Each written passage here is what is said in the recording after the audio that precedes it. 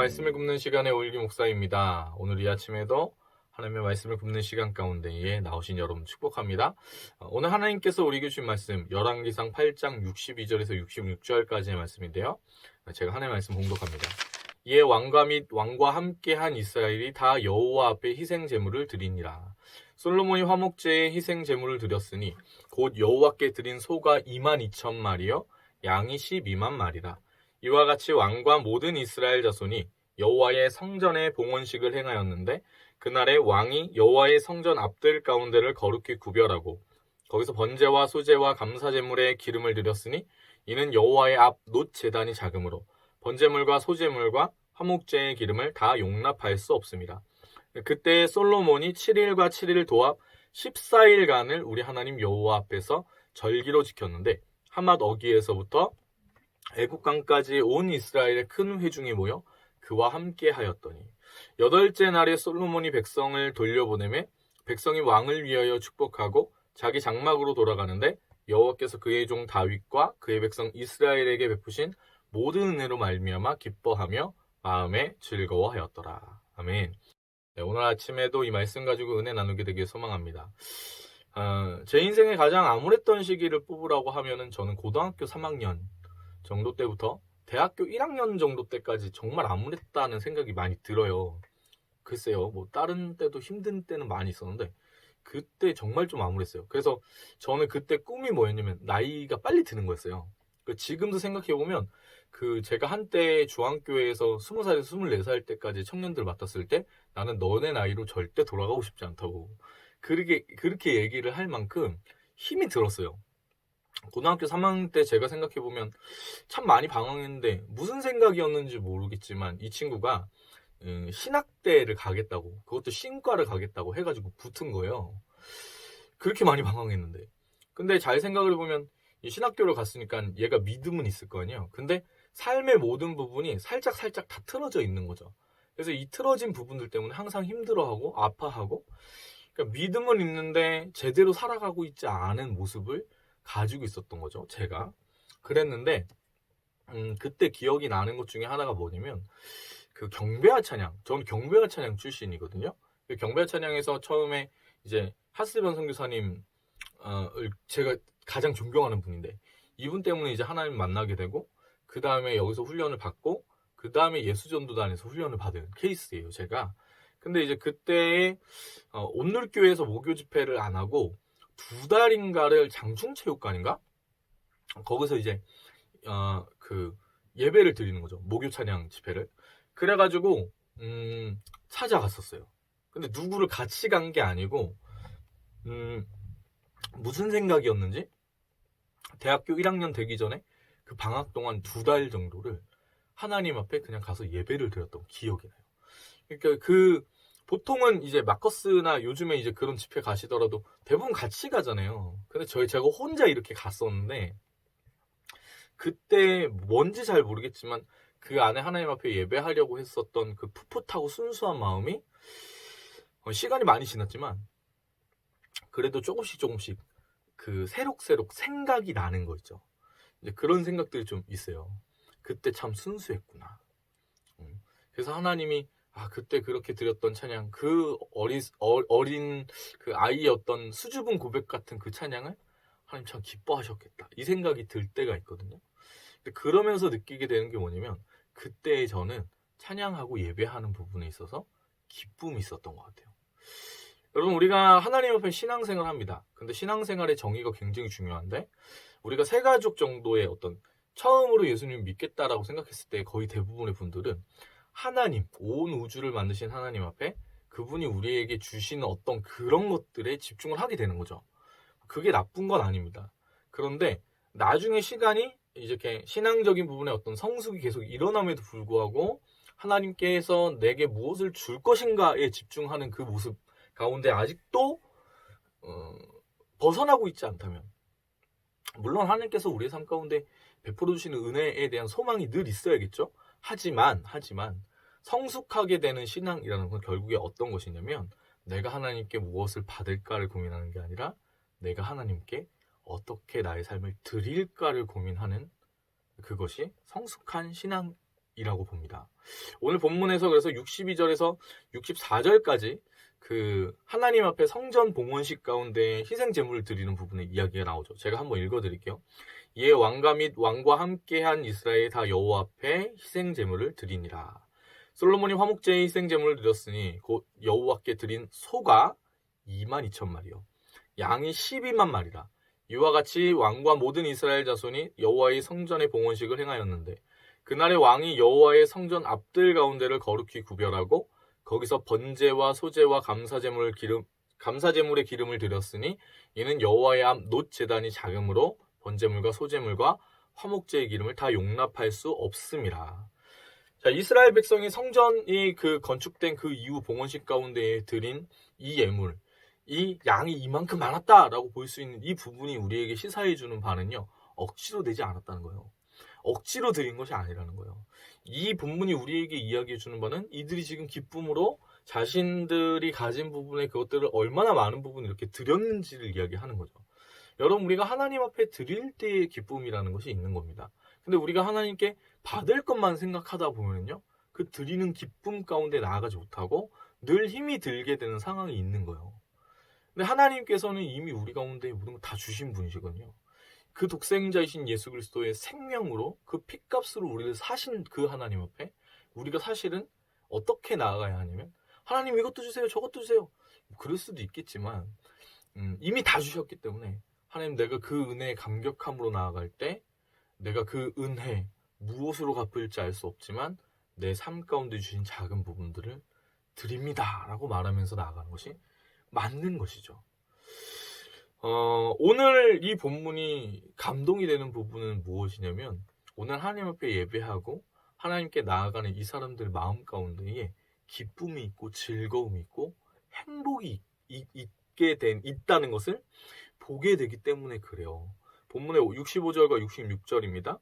그때 솔로몬이 7일과 7일 도합 14일간을 우리 하나님 여호와 앞에서 절기로 지켰는데 하맛 어기에서부터 애국 강까지 온 이스라엘 큰 회중이 모여 그가 함께 하였더니 8째 날에 솔로몬이 백성을 돌려보내매 백성이 왕을 위하여 축복하고 자기 장막으로 돌아가는데 여호와께서 그의 종 다윗과 그의 백성 이스라엘에 베푸신 모든 은혜로 말미암아 기뻐하며 마음에 즐거워하였더라. 65절에 보면 이스라엘의 큰 회중이 모였다라고 얘기합니다. 지금 요 근래에 우리가 주중에 예배 드리는 부분들을 다 이렇게 보면은요, 예배 인원이 너무 없습니다. 저도 이제 인천에서 이렇게 있다가 목요 찬양 집회를 이제 하다가 이렇게 넘어오게 됐는데, 목요 집회를 하면서도 저희가 나눴던 얘기가 결국에 뭐냐면, 요즘에 사람들이 주중 집회를 나가지 않는다는 거예요. 마커스나 지금 이제 코로나 때문에 이제 오히려 아예 이제 가지를 않고 그냥 온라인으로만 이렇게 예배 드리는 부분이 송출을 하지만, 그 당시에만 해도 마커스나 몇몇 군데를 제외하고는 사실 주중 예배 집회가 거의 죽다시피 하는 상황이었습니다.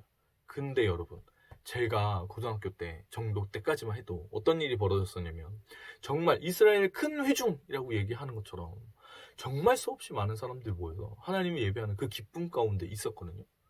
그런 사람들이 있었던 거예요. 여러분, 모여서 하나님을 알아가고자 하는 그 열심이 있었던 거예요. 그래서 우리 안에는 그 하나님에 대한 추구가 있었고, 그 부분들이 너무 멋지고 너무 당연하고 너무 아름다운 모습들로 가지고 있었는데, 지금 요즘 시대는 그렇지가 않다는 겁니다. 여러분, 이전 시대에 예수님 믿었던 사람들은 그 삶에 1년이고 2년이고 그 정도의 시간을 들여가지고 하나님이 기뻐하실 수 있도록 해외에 나가서 선교를 하는 부분에 어떤 일말의 책임의식을 가지고 있었습니다. 제가 대학생이 될 때까지만 해도 그랬어요. 그게 제가 다녔던 학교의 분위기였어요. 우리 학교를 나왔으면 선교를 당연히 나가야 된다, 이런 분위기였거든요. 근데 여러분, 지금 요 근래 청년들한테 그런 얘기를 해보십시오. 야, 하나님 우리를 구원하셨는데 그 주님 위해서 1년 정도만 우리 해외 나가서 예수 그리스도의 그 복음 전하는 그 선교, 단기 선교 나가봐야 되지 않겠냐? 이렇게 얘기하면은 다들 그거를 탐탁치 않게 생각합니다. 그런 시대가 온 거죠. 그래서 주중 집회에 사람이 없다라는 거는 약간 어떤 느낌이냐면, 사람들이 하나님보다 약간 다른 거에 정신이 많이 팔려 있다라는 느낌을 받는 거죠. 하나님을 알아가고자 하는 게 내 안에 그 목록의 리스트에 없는 건 아니지만 그 우선순위가 밀려 있는 거예요. 누구 얘기를 하는 거냐면 제 얘기를 하는 거예요. 제가 하나님 앞에 그렇게 뭐랄까, 저는 목사니까 어쩔 수 없이 주중이든 뭐든 간에 매일마다 새벽 예배를 드리고 막 그러잖아요. 근데 제 안에 어떤 마음이 있냐면 그 새벽 예배나 이런 부분들이 진짜 하나님을 알아가는 그 생생한 기쁨과 감격 가운데 팍팍 살아나는 것들을 경험하기보다는 약간 의무감으로 자리 잡으려고 하는 걸 날마다 보는 거예요. 제가 그런데 일반 이제 사회생활 하시는 분들은 어떨까? 여러분, 그래서 새벽 예배 나오라 그러면 그게 그렇게 힘든 겁니다. 다른 분들은. 그 마음이 좀 안타까움이 있어요. 이 본문을 보면서. 66절에 이렇게 얘기합니다. 여호와께서 그의 종 다윗과 그의 백성 이스라엘에게 베푸신 모든 은혜로. 이 예배 가운데 뭐가 있으면 은혜가 있었다는 거예요. 은혜. 여러분, 우리의 삶 가운데 정말로 소망하고 필요한 것이 있는데 그것이 무엇이냐면 하나님의 은혜가 필요한 것입니다. 하나님의 은혜가 우리 삶 가운데 임할 때 우리의 삶에 기쁨이 생기고 행복이 생기고 변화가 있게 되는 것이죠. 이 예배 가운데 이 희생 제물을 드린 그 예배 가운데 이들에게 은혜가 임한 겁니다. 그래서 이들이 예배 드리면서 하나님 앞에 드린 그 예물이 억지로 드리고 싫은데 드리고 그런 것이 아니라 그 은혜가 충만한 가운데 기쁨으로 드렸다는 거예요. 그래서 그 예배가 뒤에 보면 기뻐하며 마음에 즐거워하였더라. 여러분, 예배는 축제거든요. 하나님 앞에 나아가서 그 기쁨의 축제로 주님을 찬양하는 것입니다. 그 주님의 임재하신 가운데 우리가 기쁨으로 나아가는 것입니다. 그런데 정말로 기쁘십니까? 제가 아까 제 소시적에 예배 드렸던 그 부분에 대해서 말씀드린 게 이유가 뭐냐면 사람이 첫 마음이 끝 마음까지 가는 게 쉽지가 않아요. 모든 관계를 다 따졌을 때 그 첫 마음보다 사랑하는 마음이 더 깊어지고 좋아하는 마음이 더 깊어지고 감사하는 마음이 더 깊어지고 그래야 되는 거잖아요. 근데 사실 사람이 사람을 관계할 때도 오래 알면 알수록 그 중간에 힘든 부분들이 생기는 거고, 우리가 하나님을 심지어 믿는 그 믿음 가운데 나아갈 때도 처음에 그 풋풋하고 순수했던 신앙에 열심을 잃어버릴 수가 있는 거예요. 그렇게 가다가 여러분 때때로 굴곡이 있고 왔다 갔다 할 수도 있겠지만 그렇게 갔다가 길을 한번 잘못 접어들면요, 그때부터는 하나님, 내가 이렇게까지 하나님 섬기고 늘 하나님 옆에 예배하지 않았습니까? 근데 하나님 왜 나한테 이러십니까? 이렇게 고백하게 될 수 있다는 거예요. 근데 그때부터는 여러분 예배가 기쁨이 되지 않겠죠. 되지 않겠죠.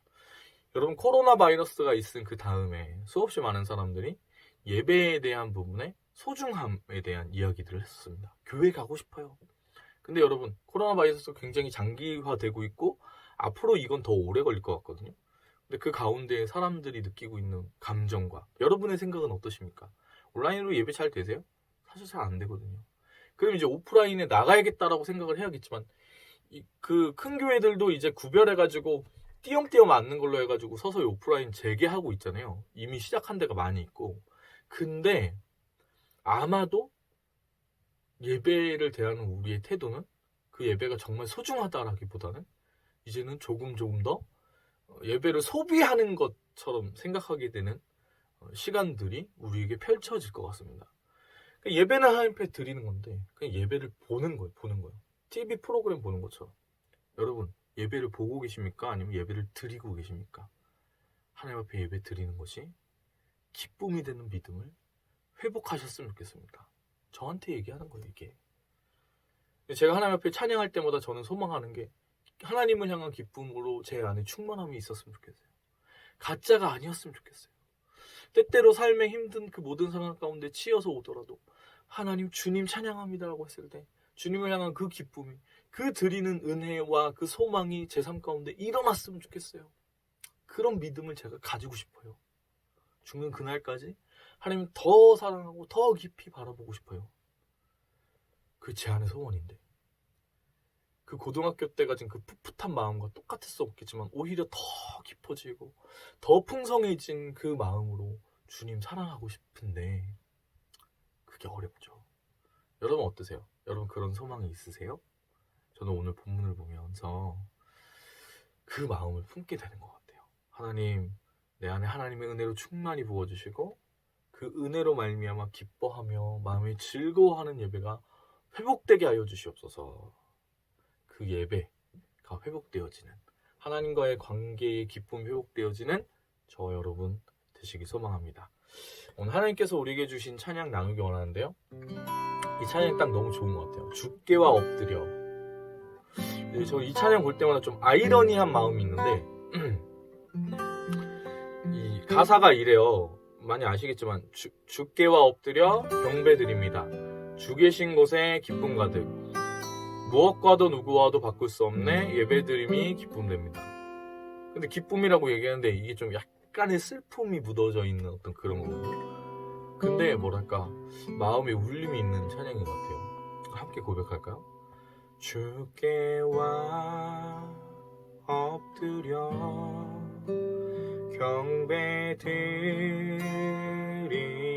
경배드립니다.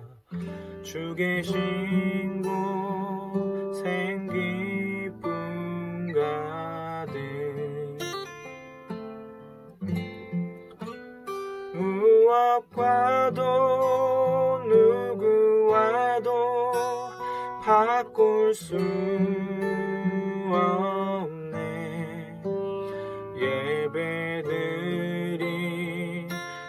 기쁨됩니다. 함께 고백할까요? 주께와 엎드려 경배드립니다. 주 계신 곳에 기쁨 가득.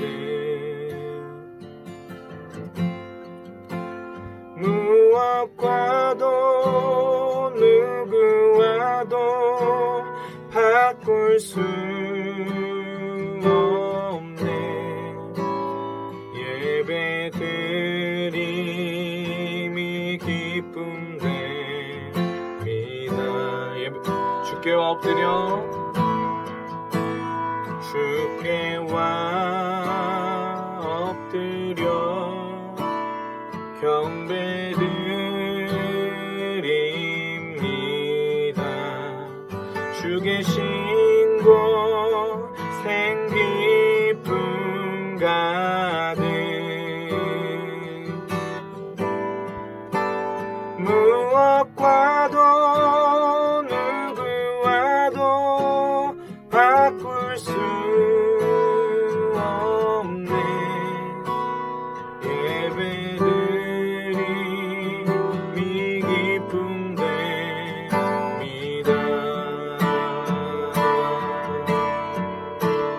무엇과도 누구와도 바꿀 수 없네. 예배드림이 기쁨됩니다.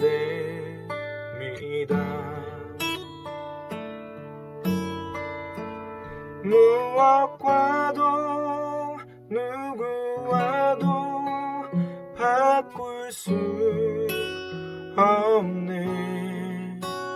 예배드림이 기쁨됩니다. 주님, 오늘 우리 안에 그러한 예배가 회복되기를 소망합니다.